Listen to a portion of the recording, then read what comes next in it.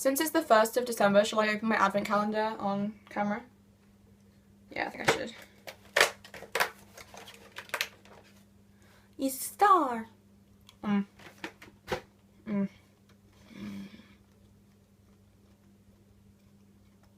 Hi guys, and welcome back to Irony Completed. I should probably shut my bedroom door. Cool. Cool. Am I in focus? Am I in focus? No.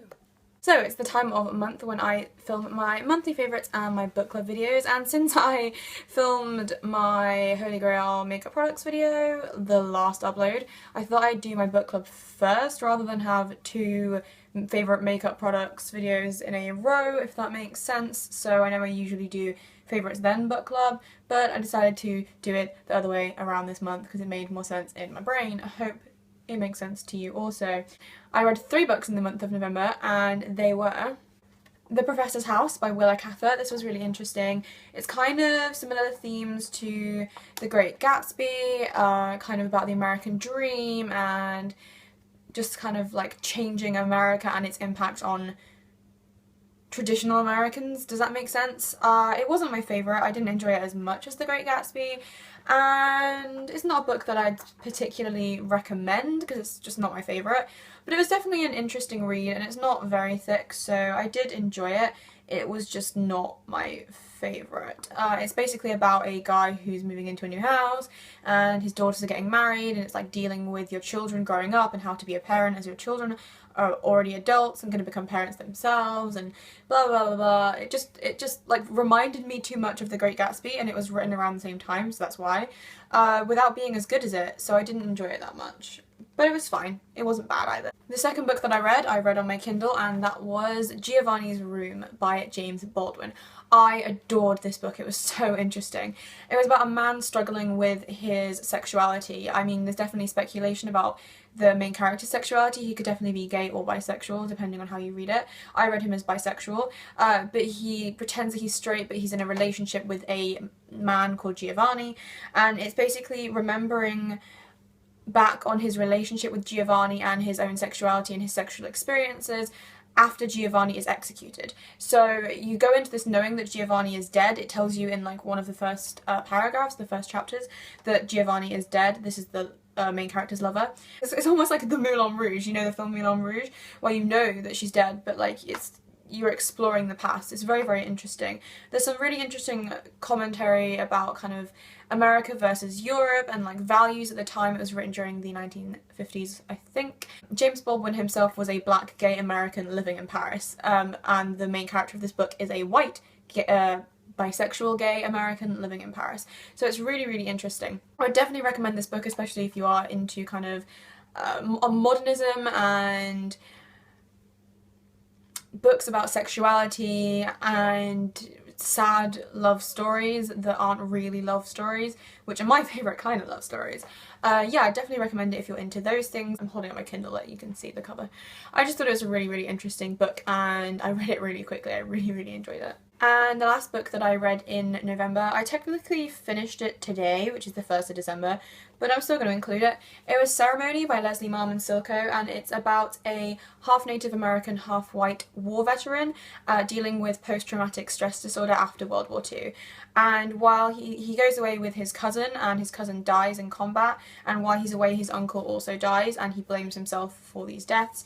It's really interesting. It's kind of mixed media or mixed forms. It includes poetry and traditional Native American myths. It's written by a Native American woman. Leslie Marmon Silko is part of what is considered the Native American Renaissance in the 60s and 70s. It's really, really interesting. It's about recovering from post-traumatic stress and shell shock, but it's also about the main character coming to terms with his mixed heritage and his Native American roots, and it's just a very interesting take on American literature because you don't read a whole lot of books about America from the perspective of Indigenous Native Americans. So I just think it's really, really interesting, especially as Leslie Marmon Silko has written so much about Native American identity, and she herself is a Native American woman of mixed heritage. So I feel like it's a really personal book, even though it's about a very far attached subject from her life. I feel like it's really, really interesting. Very slow in parts, but at the same time really engaging. And the description of the land is absolutely beautiful. It's a very sad book and it can be quite difficult to read. There's some violence in it, there's some descriptions of war, but overall I just think it's absolutely wonderful and I really, really enjoyed reading it. I also have 3 books on my TBR list for December, and if you do not know what TBR stands for, TBR means to be read. So these are the books that I'm going to read in December, which is great because I go home in a week and a half pretty much, so I get to do some reading for me. One of these books is still for my course. I'm going to read it, probably start reading it tonight for next week, and that book is on my Kindle and it is Neverland, and I can't for the life of me remember the author's name. Give me a second. This is the last book on my American Lit course, and it is Neverland by Joseph O'Neill, and I'm going to read it on my Kindle. I really haven't read into it much, but it's the last book, so hopefully I can get through it pretty quickly. I'll obviously let you guys know what I think about it in my December book club, which will be sometime in January. I really don't know what I'm going into this book expecting. I don't really know what it's about, I'm not gonna lie to you. I've kind of been living week to week lately because I've just been so tired of like English and getting like sick of like being at uni and just wanting to go home for Christmas. I don't really know what it's about. The other 2 books that I'm excited to be reading, hopefully I'll get these read over Christmas. I really want to read The Fifth Wave by Rick Yancey. This is obviously a massively popular young adult This is obviously a massively popular young adult dystopian fiction novel, and they're making it into a movie, so I want to read it before the film comes out, which I feel like the film is coming out pretty soon, so I should get this read. All I know is it's about aliens and like body snatching, maybe, like aliens that look like people. I don't really know. All I know is that I absolutely adore dystopian young adult fiction. I just wrote an article actually about young adult dystopian movies for my uni newspaper. I'm a dork, I know. So yeah, I'm super excited to read this. I've been meaning to pick it up for a while. I think I picked it up in a haul that I did a couple months back, maybe in September. So yeah, I'm probably going to read this on the train home. I'm going home a week on Friday. So I'm definitely super excited to read this. I'm also super excited to read The Psychopath Test by Jon Ronson. And again, I don't really know exactly what this book is about.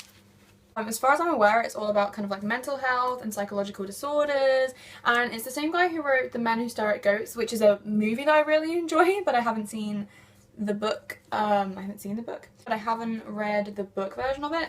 So I feel like he's an author that I'm going to enjoy, and I've been seeing his books a lot lately. Yeah, I don't know. It looks really, really interesting. I feel like, as far as I know, it's about like psychopaths, so it looks really, really interesting. Definitely something that's up my alley. I love kind of like crime fiction, psychological fiction, and things that involve like mental health, stuff like that. I really enjoy it. I'm hoping this is going to be good. It looks really good, and it's got some good reviews on the back, so I'm very excited to read that. So that is everything for my November book club. I hope you guys enjoyed it, and thumbs up if you want me to carry on making these videos every month. Let me know down in the comments what books you've enjoyed reading this month, or what books you're excited to read over December. Maybe let me know down in the comments what books that you'd like to get for Christmas, because I know that I have a few, and if you'd like to see a video of the books on my Christmas wish list, then please let me know.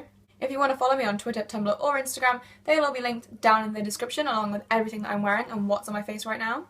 Thank you guys so much for watching. I have to run off to a seminar right now, so I'll see you guys later. Bye!